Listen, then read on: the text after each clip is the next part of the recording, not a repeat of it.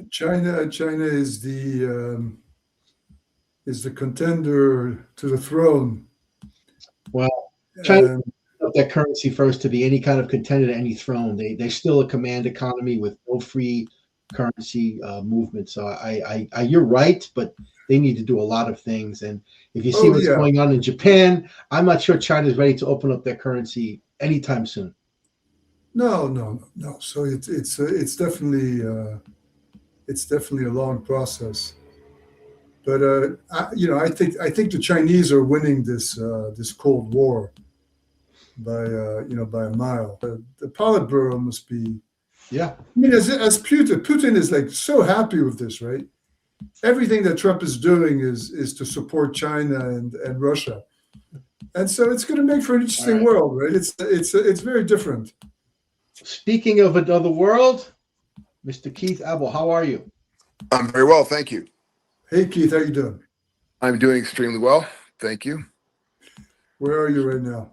I am in Sun Valley, Idaho, actually. Nice. Nice. Nice. You did it on Well, Keith, is a ski trip? Yeah. As a matter of fact, yes, it's a ski. We always leave Whistler in right after New Year, and we do a month or two of skiing in the Alps and in the Rockies. So we're in the middle of our Rocky phase. well, listen, thanks very much. What we do is I'm going to give you a brief bio, hopefully not too embarrassing to obviously for those who don't know who you are, and then we'll just start the conversation. And obviously, as you could just tell, Jean and I were having an interesting back and forth about the U.S. the U.S. Policies with different countries, including China. So this is a timely conversation. So Keith, Yes. you're obviously a veteran financier, long career in investment banking, private equity. Your connection to China is very interesting.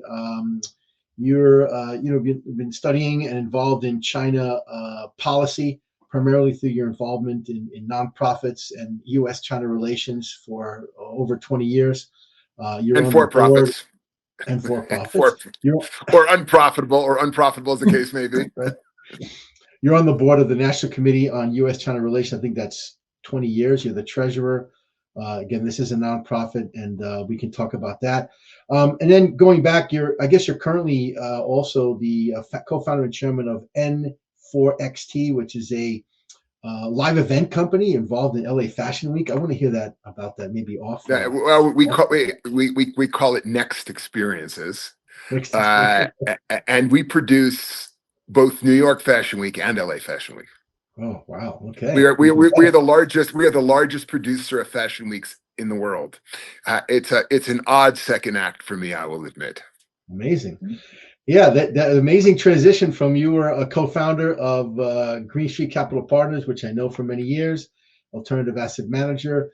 You worked at BlackRock for a number of years, also at Goldman Sachs. Blackstone. Blackstone, and then Goldman Sachs, and then you were involved in film production, which is very interesting, including producing the famous movie Sling Blade. So we could talk about that maybe.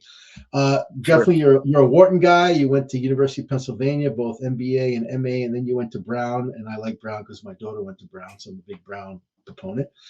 So let's start off, Keith. Just a big picture. Obviously, I don't know if you've heard. Maybe you were skiing, but Trump was talking at Davos today. Had a lot to say about a lot of countries, including China. What's your view on the current situation today?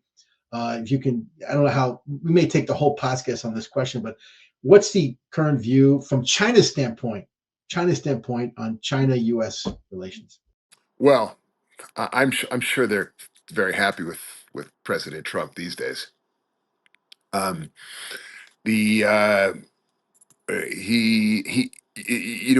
and the U.S. have converged, I think, in many respects.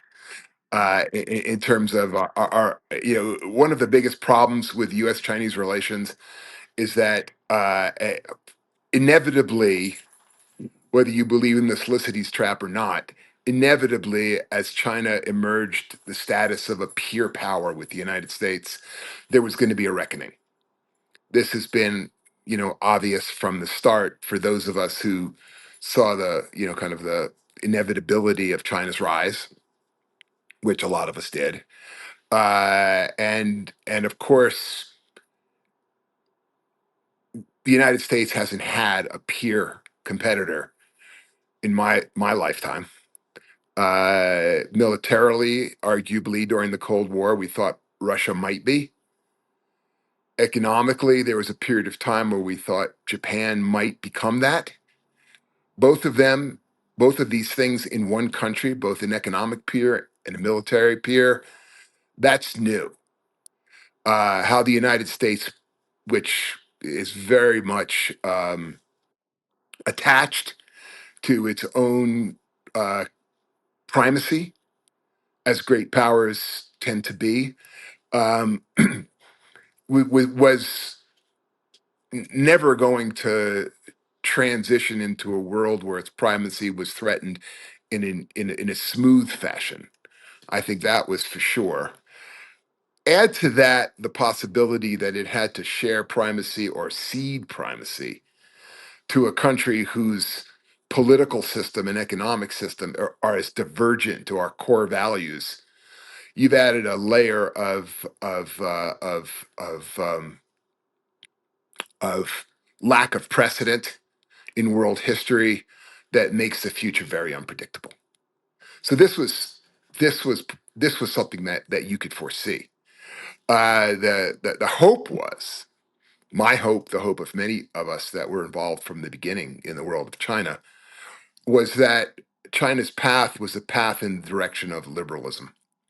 That it was a path in a direction that many, countries, even authoritarian countries in the Far East, followed, where once they middle class economy emerged and there was a civil society developed, that the government felt that it was appropriate to loosen up some of the controls that authoritarian governments feel they need in order to develop, and allow a more liberal society developed. And for a long time, it looked like China was going on that path. Certainly, their rhetoric, uh, you know, would have supported a conclusion that they were on that path.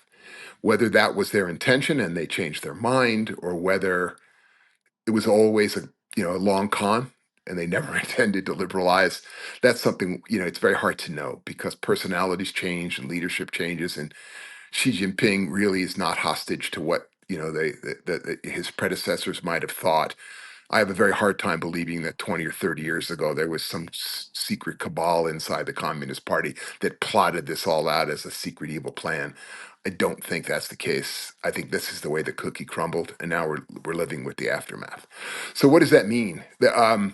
It means that the United States was laboring under a misconception about China becoming a global citizen, signing on to the rules-based international order that the United States had a very critical leadership role in creating post World War II. That China aspired to being a respected member of that group, participating in multilateral organizations, that they didn't, they didn't necessarily need um, to unify with Taiwan in a violent way. That once their prosperity reached a certain level and the liberalism within the Chinese system reached a certain level, and the quality of life in both countries harmonized and were more similar, and they were cross investing, that possibly could all happen in a peaceful way. There was a time where that seemed probable, but that time has passed.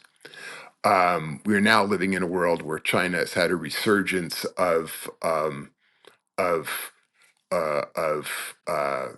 an authoritarian approach to their own society, a wholesale rejection of liberalism, a very centralized leadership. There were times in Chinese history, recent history, where clearly not a democracy, but within the Communist Party, different factions could have different ideological approaches that they debated out of the spotlight of world view, but internally it was a debate, and it would shift from time to time, and essentially the same debates that we have about just how nationalistic and how inward looking and how how authoritarian the society ought to be relative to how liberal and outward looking and internationalist society ought to be. Factions inside the Communist Party would debate that, and different leaders would emerge that had, one philosophy or another. But where we are now in China, is that the power is definitely held by the school of thought that dissent is not welcome. There's a strong leader. There's almost a cult of personality. It's regressive in many respects. Many analysts look at it as a return almost to the approach of Chairman Mao. Kind of at his, when he was at his most effective. With a strong emphasis on communist ideology and on ideology in general. Uh, the interesting thing that's happened is a wholesale embrace and a recognition of the power of capitalism, because it's really worked for China. It has globalized its economy in an unimaginably rapid way. It has moved up the value added chain to now it is now a full on competitor in the most important technologies on the planet. Something that was not expected by many. That thought that the idea that China would get caught in a middle income trap, the only, as their labor costs went up, that they would be stuck in as a manufacturing base with no way to move to the next level. And clearly the only way beyond that is to move up the value added chain, which they have done very successfully. So all of this makes them a system that is very, very different than ours. There's a concept that's bandied about that gives a word to it called state capitalism, which is capitalism in the sense that they have a free market economic elements that make them competitive and give them license to claim that their companies are operating on a level playing field with the rest of the world. And yet the state part of that is that they are not, because they're so thoroughly integrated with the goals and the planning and the control by the Communist Party that many in the West would say that they're competing unfairly, that they have de facto subsidies and de facto state support, and how is it that our companies are meant to compete? So when you have these two systems that are that radically different, that have to somehow either share leadership or fight for leadership, how they can do that and how they can get along in a way that doesn't escalate into hostility, even military hostility. This is something the world has never seen before. There's no model for it. There's no precedent for it. There's no way to predict it. It's not good. It's not easy. There are no experts that have answers to these questions. So we're living in an experimental phase, and we'll have to see where it's going to go. The interesting thing from my point of view is that the United States, just as China has become very much like the United States in the sense of its embrace of capitalism and its development of technology and its aspirations towards soft power globally, the United States has become much like China in the sense of a cult of personality, centralized power, very mercenary and transactional in terms of our dealings with third parties. A absolute um, uh, kind of ferocious response to internal dissent. A government that is very much beholden to and subject to the whims of leadership. This is not the America that I grew up in. It's certainly the China that I grew up in, and it's converging. So as they learn from us, we learn from them, for better or for worse. This is the world we're living in. Yeah. So I got a quick question on. So I mean, everything you said was true, and I guess one thing, I guess when you look at China today versus 10 years ago, 15, 20 years ago, the the economic growth model is, I would say, broken today, right? So you know as well as I do, real estate development was the number one pusher of GDP, indirectly and directly. That has basically just collapsed. So how do you think this current government is going to get out of this hole when everything they've tried so far to resurrect the real estate market has failed? And given that, how do they? I mean, how do you, with a internal economy having as much trouble as it has, how are they going to like flex their muscles? In like, The- I think this is a conceit of Western analysts that really want to believe that China's broken and that its rise is somehow a fiction. Um, I will tell you, as a guy that's been in there from literally the opening bell of this particular fight, people have been predicting the impossibility of China's modernization and China's rise for one reason or another every step of the way. You can't take a centrally planned economy where every single item on the value added chain is decided by a centrally planned commission and turn it into a free market economy where a market determines everything. That can't be done. I already talked about the middle income trap. When I first went to work in China, my first job in China, I was a consultant to Xerox while I was still in business school with Jean. And they had to, Xerox made a $15 million investment with a factory that the idea that that factory could ever manufacture a copy machine that anybody outside China would want and that Xerox could export just seemed next to impossible. Who would want to buy anything made in China? They made us, transfer technology and export it. So we had to get them there. That was part of the process that led to China's domination of the world. Manufacturing was lots of Xeroxes doing exactly that.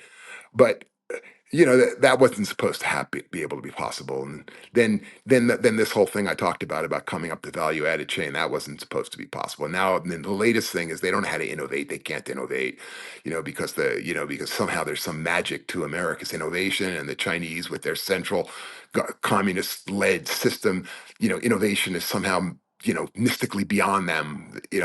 I ain't buying that. I never bought it. And I'll tell you why. And my thinking is very simple. Go look up the U.S. World News and World Report and look at the top computer science programs on the planet. Just do that. Anybody watching this podcast, go Google it. Go take a look, and you're going to see of the top 40 computer science programs on the planet, like 20 of them are in China, and most of the top ones are in China. And 10 years ago, probably none of them would have been in China.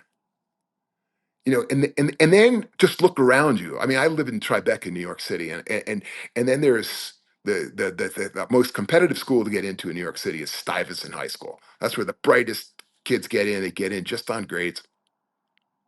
You'd think you're in Hong Kong when the kids go to school in the morning. This is the diaspora Chinese. They just, this isn't because of the Communist Party. This is just because of Chinese culture. Well, don't ask me why. I don't know. Something about Confucian society and their attitudes about education. You have to be a philosopher to know why.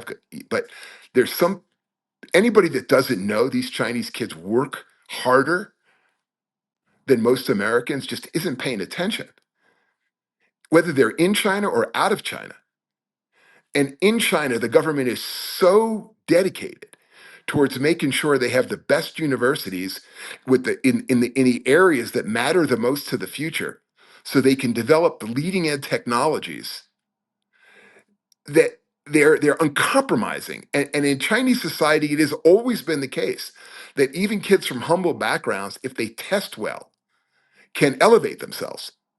It's not it wasn't as if this was feudal Europe and you could be some brain dead idiot whose father was a duke and be guaranteed a good career path. Yes, they have corruption and they have wealth and there's a certain connections matter in China. Guangxi matters, you know that. But it's not a closed door. You advance through academic achievement, just the way we pride ourselves on doing it. The difference is, and I don't know why, they work harder. I brought my kids to Hangzhou. We went to a high school where my kids have been studying Chinese from the time they were 3, but they can't speak it no matter what I do. They're just not interested. They don't know why their dad's pushing them to speak this language. I mean, I did my best. I speak it, but get in America. None of my friends' parents make them speak Chinese, Dad. Then we go to this school in Hangzhou, and my nephew was there teaching English. And then he said, okay, now we're gonna have a conversation hour, go into conversation groups. And then my kids, my two sons were walking around talking to all these kids in really good conversational English. And they said, Dad, why can these kids all speak English? I can't speak Chinese like that. I said, and they're not in America, dude. You're here in China talking to them. They never went to America and they're speaking English like this. I said, that's the competition. Wake up. That's what you're facing. You're not working hard enough. Of course, sorry, Dad, I got things to do. But you asked me what you talk about the real estate bubble. Let me tell you, when you have a country where everybody lives in the countryside, 80% of the population is living on the countryside, and then because you're basically pre-industrial. And then all of a sudden you decide to industrialize and you create factories and everybody moves into cities to work in the factories. Guess what you need? You need cities. So they're building a city the size of Philadelphia every 2-3 months back in their boom. So what happened? Real estate boomed and mining boomed and cement production boomed, construction material booms. Billionaire fortunes were made in those industries. Corruption was made because you couldn't get the city to deliver water and gas and electric without paying somebody off. And of course, the cities were funding themselves by selling land. And you move, 500 million, 700 million people from the countryside into the cities over the course of a couple of decades that would have taken 100 years in the West. And you actually do that. Did you expect it to be smooth and well planned and organized and not have excesses and not create supply demand imbalances and not create kind of like a mentality of investing in real estate? Because of course it went up and up and up during those periods and there wouldn't be a price to pay. And of course now everybody's saying, well, this is it. The whole thing was a bubble. Now they have ghost cities.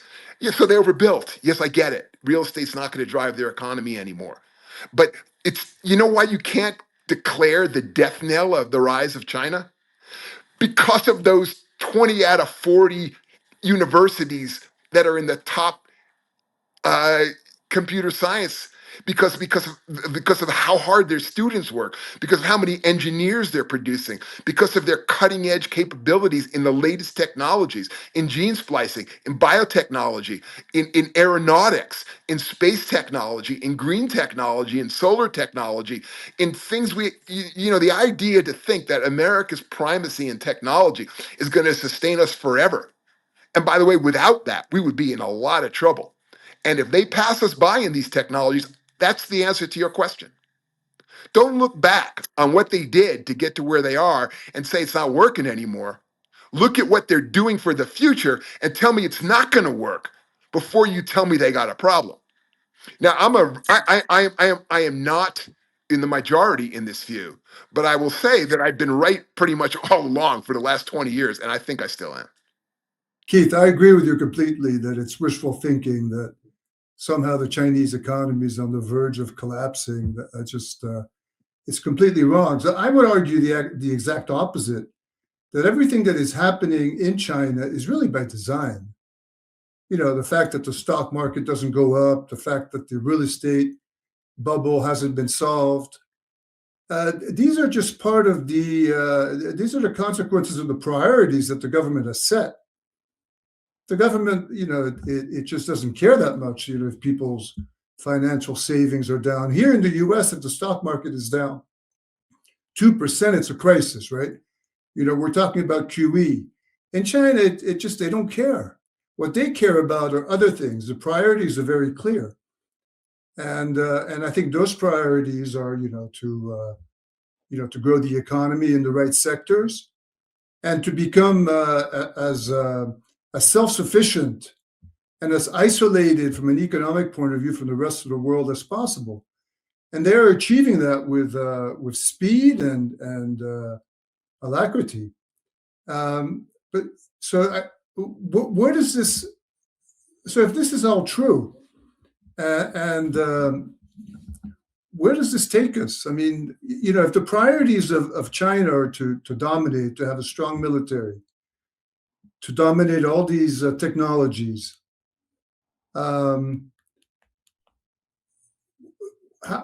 can the U.S. do to to oppose them? The Chinese, they're on the right track, right? They're achieving exactly what they want. The one thing that could get in the way of this would be Taiwan, right? If the Taiwan crisis really blows up, that could create an obstacle. But if not for Taiwan, I mean, they can keep on this path, and it's working very well. How do you see the Taiwan issue, and how important is it to Xi, and is that the one thing that can really, like, the big obstacle to their growth? Or well, let me first of all say I don't think they don't care, Jean. I think that if it's for the advancement of the society versus the enrichment and the improvement of the quality of life of the population of the society, you're right. Their priorities are for the broad advancement of the society. They care, but not enough to sacrifice one for the other. Of course they care. As a matter of fact, above all else, the Communist Party understands that they came to power through a revolution of disenfranchised people, and they don't want social instability. They don't want a stock market that's a poor stock market. They'd like it to be investable. They don't like real estate markets collapsing. They don't like a tax system that doesn't work as well as selling real estate. I mean, they don't like these things. They don't like a competitive environment that's so intense that companies can't be profitable. They don't like these things, but you're right. Their priority is advancing the country competitively, and in that respect, they seem to be doing a bang up job, and that's where their priority lies. I think that's unquestionable. As far as Taiwan's concerned, you're right. That's the fly in the the ointment for them. It's a very, very intensely emotional question. It's not tactical. It's not that they think this is a useful, kind of subject to argue about the way Trump's arguing about Greenland. Does he mean it? Does he not mean it? Is this a way of softening them up before he gets them on something else? No, it's real for them. It has always been. They find it outrageous that the United States and the West would have backed this breakaway political group that lost the Civil War, that went to an island province. Then all of a sudden the West coalesced around them and said, "Don't touch them," and they were too weak for the last 50 years to do anything about it. Now they're not. And to think that when they're strong enough to take it back that they won't is silly. They're gonna, if they can. What's stopping them? How resolute are we in terms of defending Taiwan? Would they pay an economic price for it? In my opinion, absolutely. It's one of the things that talk about priorities. If there's a priority that's worth slowing down their economic advancement or slowing down the growth of their soft power, would they pay it? One man's view, they would. So take this very seriously. Everybody in the U.S. military does and should. What would we do about it?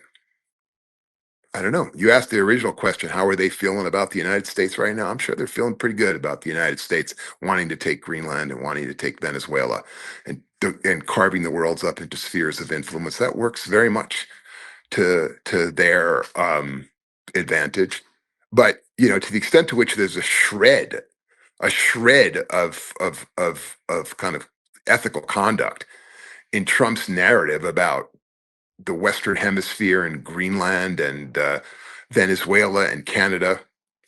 Not that I think there is, but without even touching that one, to the extent to which there's a shred of logic. Now look at China and Taiwan and its history and tell me that the Chinese don't have a pretty solid argument why Taiwan should be part of China and should have never been an independent country, and had the West not emboldened this breakaway, group, that it never would have happened in the first place. And our counter argument to that is democracy and self-determination and the rights of free people decide for themselves how they're going to be ruled and who's going to rule them, which is gospel in the West. And It used to therefore, be gospel in the West. okay, It was. sure, In the past, sure. it was. Yeah, okay, yeah, accepting that argument. Yeah. The So Chinese. isn't this the perfect time for China to do something? I mean, couldn't they dream of a better opportunity? Oh, If I they don't think they. I don't. if they blockaded the island next week, would Trump react? You know something? I'm happy to talk about what China might or might not do, which I spent a lifetime studying. I do not pretend to know what Donald Trump will or will not do and why. I will acknowledge that he's clear. I don't agree with the analysts that think he's erratic and unpredictable. I think when you kind of like look through the rhetoric and his strange rhetorical styles, the worldview that he's espousing is not new. It's not confusing. It's an old, great power, sphere of influence approach to the world, unapologetic. This guy, Stephen Miller, clear as day. Just he said the quiet part out loud, and that's the world we're living in. Yeah, And but the world in the 19th century was very different than today. It wasn't a globalized world. I mean, it made well, sense. You know, apparently not as different as you might think it is, Jean. yeah.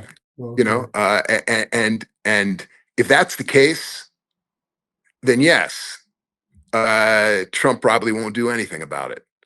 Because I don't know how there's a percentage in it for the United States to fight that fight. Uh, but I don't know what Trump's going to do. But I will tell you, I don't think what Trump will do or what the world thinks is going to be affect China's calculus on Taiwan a whit. I think they'll do it when they can get away with it. And I think anybody that thinks they won't is foolish. Yeah. I don't think that, and I don't think they're denying it. I don't think they're pretending that they won't. I think Who's more?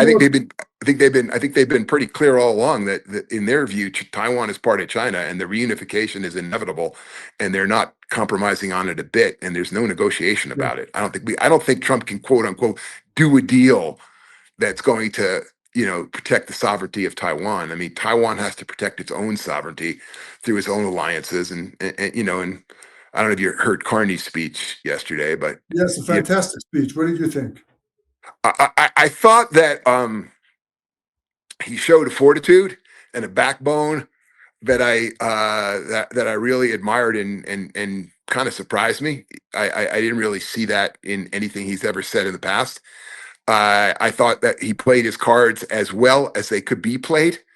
Considering the fact that he's got tough cards, given the fact that Canada's allowed itself to be so dependent on the United States in an act of massive malpractice on the part of their leadership to not diversify away and to, I live in Canada and I'll tell you that, the Canadians all act very surprised about all this. And I said, well, how could you allow yourself to be this vulnerable? And they go, but we were friends, but we were friends. Anybody that imagines there's countries are capable of friendship hasn't read history at all. I mean, it was just the vulnerability was always there. So You could make the same argument that the U.S. did that with China, right? We became completely dependent on China. So that it was a global thing. It wasn't just Canada doing this, right? Well, Who do you think I never heard anybody make that argument, but I think it's a point. I think you're right. We let ourselves be vulnerable in terms of industrial production and dependent on Chinese manufacturing. Yeah, that point is made very commonly. It's very obvious. But No for American Canada, company can make anything without Chinese parts. no, it's a solid argument. I applaud you. But I will say this: Carney that was a direct assault on the United States, and a direct outreach to the Europeans to show the same kind of fortitude he was showing. Which they, On and I will tell you, I'm sorry, I know you're from Belgium, but if the Europeans show that kind of fortitude, it'll be the first time in my life that I've ever seen it. I hope they can. I think the world will be healthier if this so-called alliance of the Nordic states, never heard that one before, but if the middle powers were to gather together and counterbalance the great powers, I think that would be a better world. Certainly their only chance. Besant said a devastating insult. He when asked about this, I don't know if you read it, but he said, I guess what we can expect is the Europeans are going to convene a working group, which seems to be their most powerful weapon. Which was like, I thought, a brilliant insult. And which was brilliant, and it's absolutely true. And they'll talk about it for 3 years and do nothing. You really think so?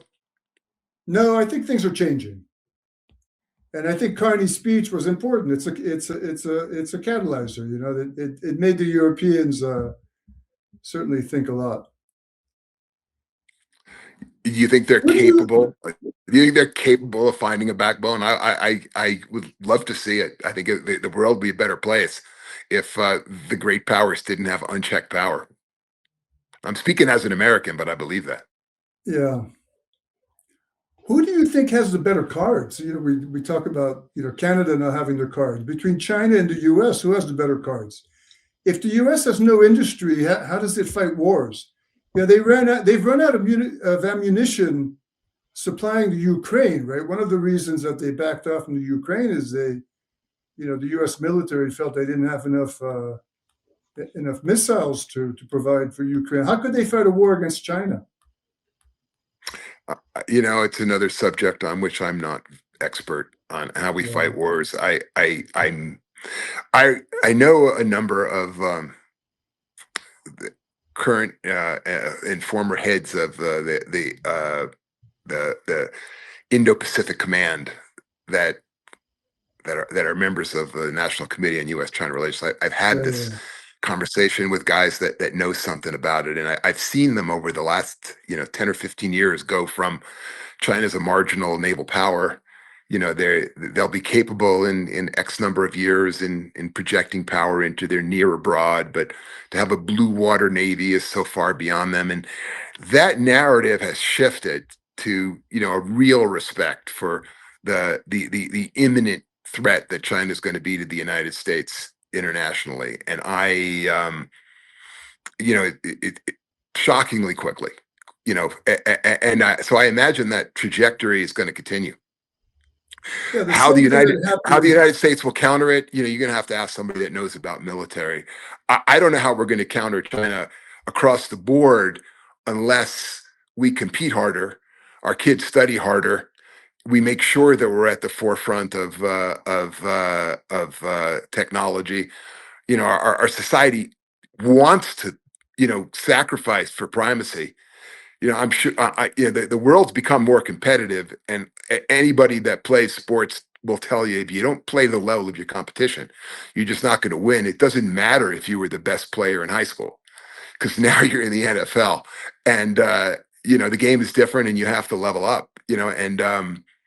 I hope we do. Hope we are. Yeah. Yeah, my feeling is that if the Chinese blockaded Taiwan tomorrow, there would be no reaction. It would be a total success for them. The U.S. It's a risk. It's a risk, though. I mean, it's a risk they don't have to take because they're getting stronger every day. I mean, the best counter argument is not that you're wrong about that; is that that's not going to change. So why do it today is the question. Because they've reached a point where they can do it. They couldn't do it 5 years or 10 years ago. Today they can easily do it. And with Trump in office, they have somebody who has, as you said earlier, very similar views than they have. Where might makes right, and where one should focus on one's backyard, and this whole national security strategy based on the domination of the Western Hemisphere, well, what could fall more into the lap of the Chinese, right? That's a perfect argument for anything they would do. If they care that much about world opinion, I'd agree with you. I don't think they're trying to win an argument here. I think they're trying to reunify with Taiwan. The only way your argument would be right is if they thought that under some subsequent president, we would be more likely to act. In which case, yes, now's the time to do it because Trump would theoretically be less likely to act. That implies that Trump is somehow predictable, that they think he's predictable, and that it's worth taking that risk when in 10 more years, they may well dominate military technologies in a way that we're playing catch up. They may well have a blue water navy that's bigger than ours and more technologically advanced than ours. Would you sacrifice that world for a world where you think you know what Donald Trump is going to do? I wouldn't. I'd wait. Right. I would wait and just play my cards and see how the world looks in 10 years. Because one thing they've always been, and I will say this from a guy that was there when they were like walking around in cloth shoes and Mao suits, and I crossed China on a bicycle. Outside the cities, the roads were dirt. This is in my lifetime. I'm not 200 years old. I mean, this happened fast. Imagine what they're going to be like in 10 or 20 years. If we don't level up, if we don't play our game and we don't play our cards right, they are going to pass us by. And not just economically, but militarily, and possibly even geopolitically, because we're losing friends left and right. I mean, maybe they'll make some friends, and that may be a better world for them to go after Taiwan than this world. I don't know that it's a good risk trade to do it today just because you think Trump is not gonna retaliate. I'd wait if I were them. It's ridiculous. It's sad to say it, but the greatest argument, is that they're going to win the competition, so they should wait. So they will wait because they think they are going to win. Right. So that's a big question, right? If you think they will do something, then you don't want to invest in China. If you think that it's a long time away, then maybe you could consider investing in China. Most multinationals are backing off tremendously, right? With maybe the exception of some of the German companies. Yeah. And the Chinese, I think the threat to China is that their model is very much based on a mercantilistic, aggressive mercantilism that doesn't have that many countries that benefit from it. It's not a win-win situation, right? It's not. They're dumping all of their stuff anywhere to anybody who would buy it. But this is undermining industry in every other emerging market country, and so they're not a lot of other winners there. They sort of take everything. Yeah, I don't think win-win is in their vocabulary, really. I mean, it's if they say it, it's rhetoric. I think there's just win, and I think that in dealing with them, we would be well advised to realize that. But it's not. This also goes back to your question about how they've sort of built their wealth on the back of the sacrifice of their citizens. They haven't sort of shared the wealth creation with the population, except in the general improvement in the quality of technology and goods and services on a social level. On an individual level of individual enterprises, the competition is so fierce, the profit margins are so low, rent is so high. There's a lot of recycling of wealth into the population that would happen in a free market economy like ours that doesn't happen there, which enables them to continue to invest in capital and infrastructure, military, to funnel money to the industries that they want to win. Yeah. It works. It clearly works. Well, For that's us what to. I meant when I said earlier that the priority is not the consumer. It's not the individual. It's the system, right? It's the party, the military, the growth of self-sufficiency. That's what drives them. And it goes to your point about it making it not investable. It's like where we if the enterprises aren't being profitable, and you can't just invest in the rise of China in abstractly. If the stock market's not going up, if the barriers for foreign enterprises to function in the country are so difficult and getting more difficult, they were always difficult, and now they're more difficult. And people are leaving, and investing in the stock market's been a loser. I mean, really, it's a weird model, but it's very hard to invest in it and win as a financial investor. Once upon a time, I just would listen to my colleagues talk about this, and I said, listen, if we're so convinced that China is rising, I'm going to go back 10, 15 years. We're so much wealthier than them. Now that foreigners can buy stock, let's just buy up their stock market. That way we're hedged. If they beat our companies, then our insurance companies and our pension plans and our financial investors will profit, and that'll be too bad for our companies. They'll have to compete better. But, all in all, we're going to own half of China this way. But, that's not what happened. What do you think the earnings of the Chinese stock market have increased over the past 15 years? Oh, you're the macro guy, Jean. You tell me. The zero. In dollar terms, they're at the level that were 15 years ago. For an economy that's grown at probably an average of 7% annually over this period. Because economic growth is not growth of profits. Economic growth is a growth of production.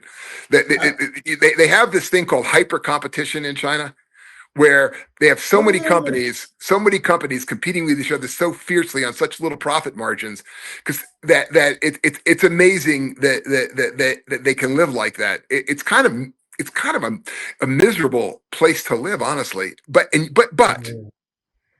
you'd be hard pressed to find Chinese that complain about it. People imagine China as this country where people are miserable and they hate their government and they would love to just throw off the shackles of the Communist Party and live the way that we do. And it's a very strange thing, because they would love to come to the West because the quality of life is so much better.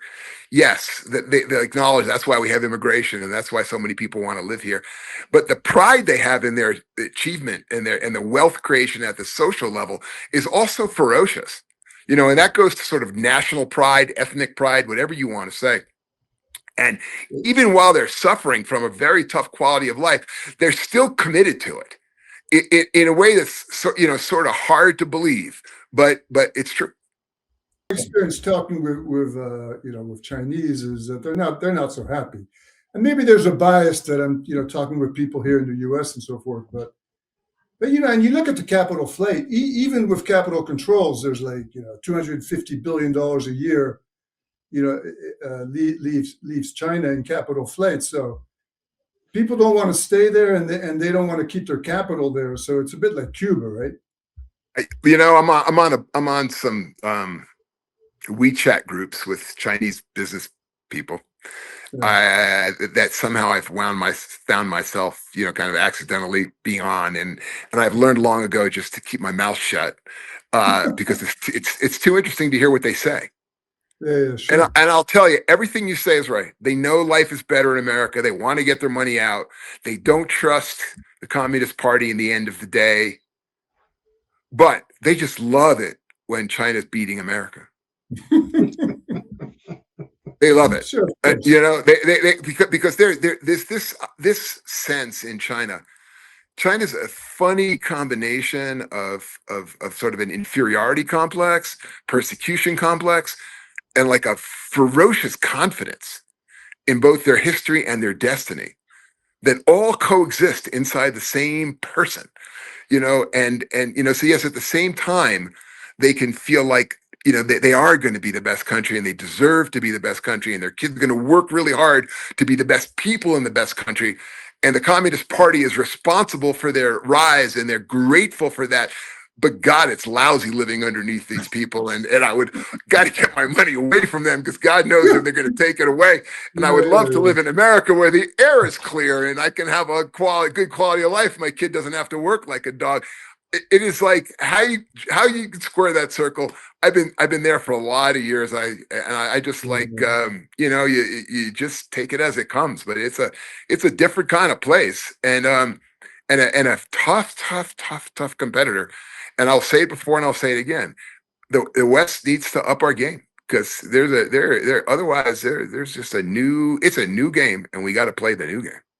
Keith, let me ask you. You may have answered my question already, but so there's a thought out there, and it's a very small thought out there that the Chinese people. I agree with everything you said about the Chinese people, and they have been accumulating wealth in the form of real estate. They love the stock market. They're gamblers. They love the stock market. So Chairman Xi has been there for a long time. He's done good things, whatever. But he's now in a position where he's basically had massive destruction in wealth, right? So the real estate market's collapsed. Stock market is dead in the water.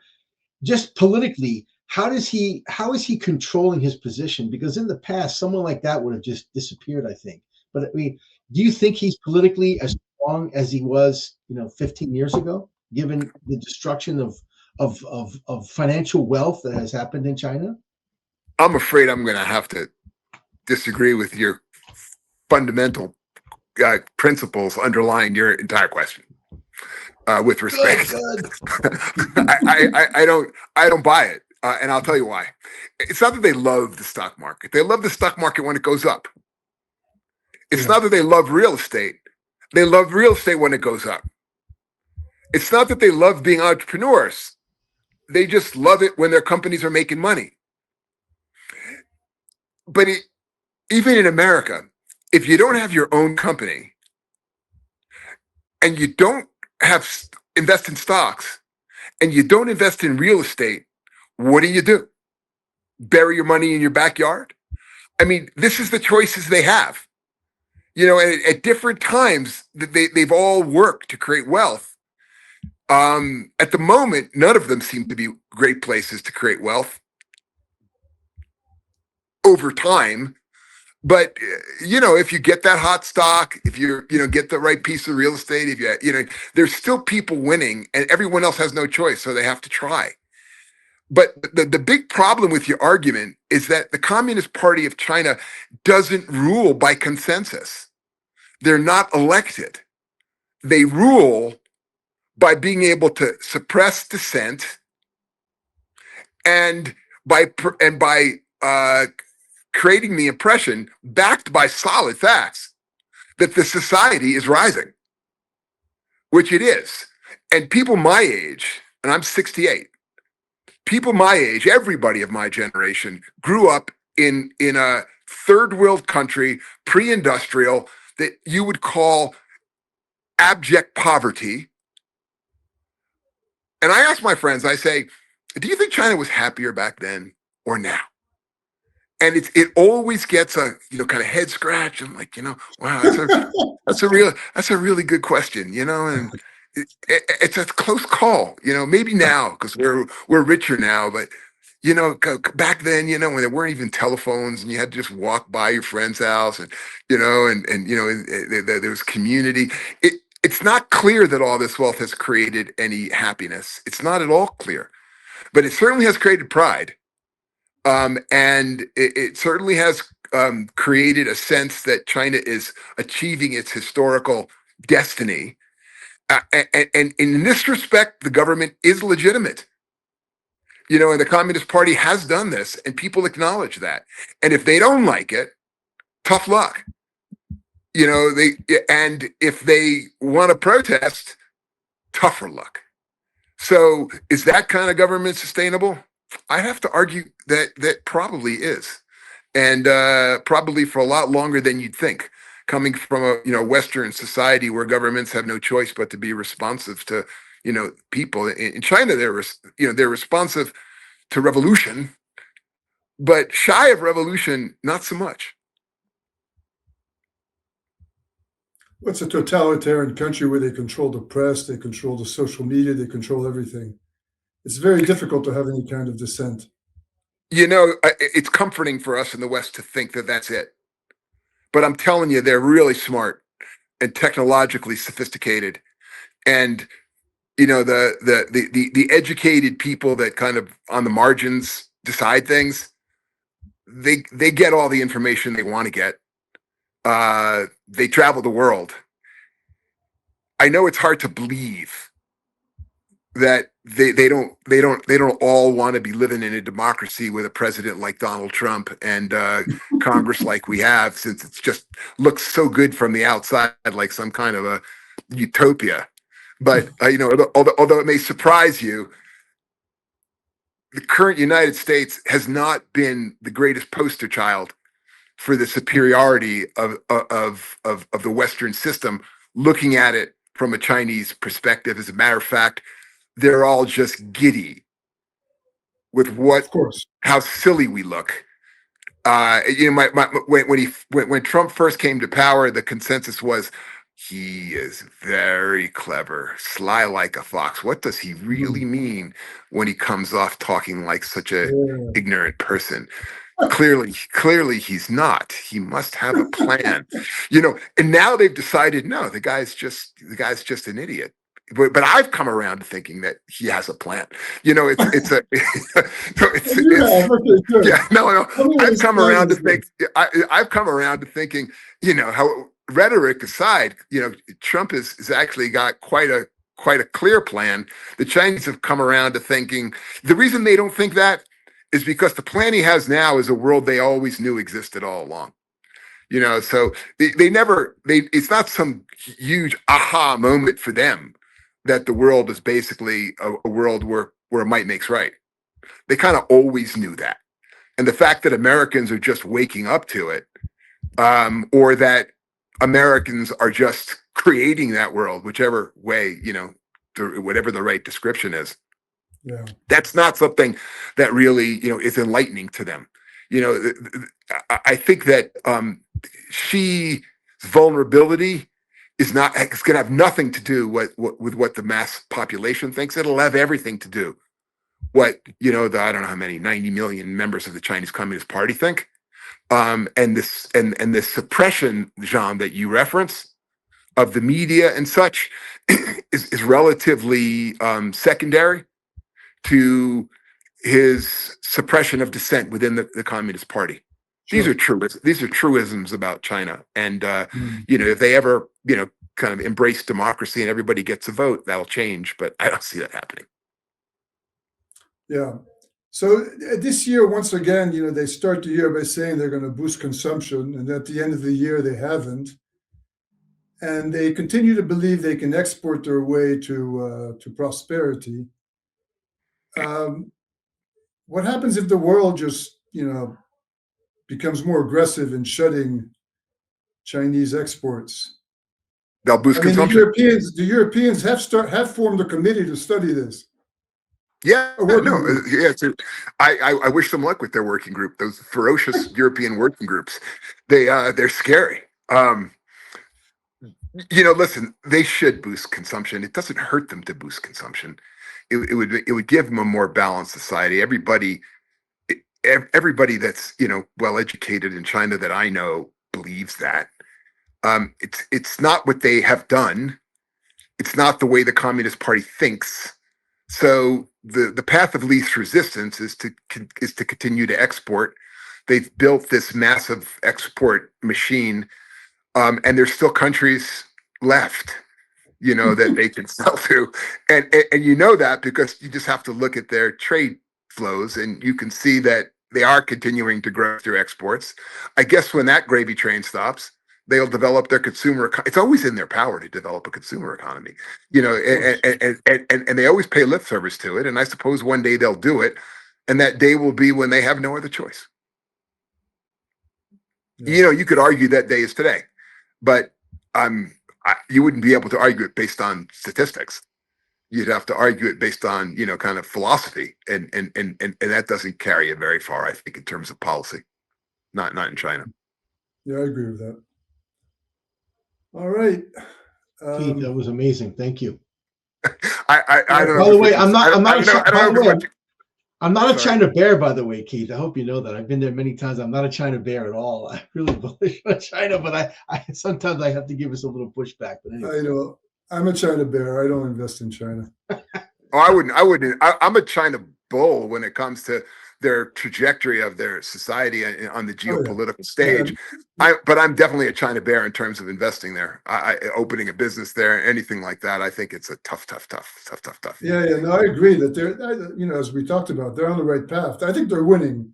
They're winning the Cold War if we have a Cold War, right? But I hate this. I don't want to count us out. I really don't. But I do think that you can't win a game if you don't know you're in it.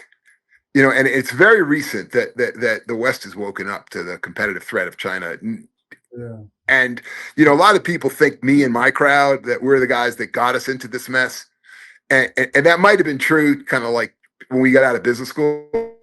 And I was Pollyanna-ish about China's rise and how how it would be a good member of the international community, but it wasn't more than 10 years after that it wasn't clear that there was more going on here. And I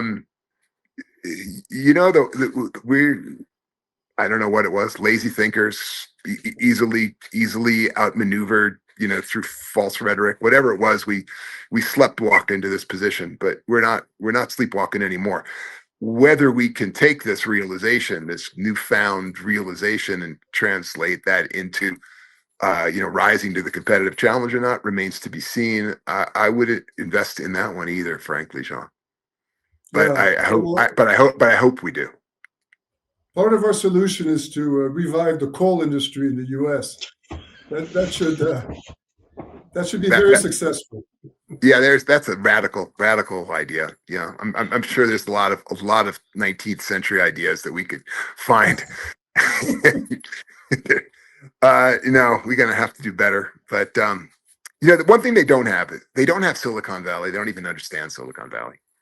They do not understand the kind of, like, one thing I will say, they don't understand individualism and the power of kind of like individual outliers that we do kind of embrace in America.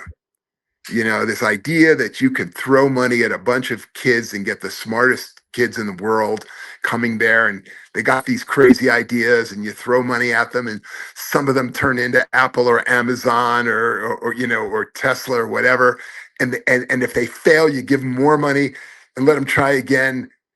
This they don't have, and if we have a strength that's going to be able to, to counter China, I'm pretty sure that's what it is.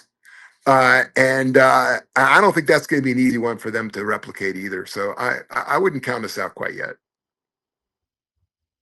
Well, that's positive. That's a positive message. It's a positive note to end on. Keith, thank you very much. That was awesome.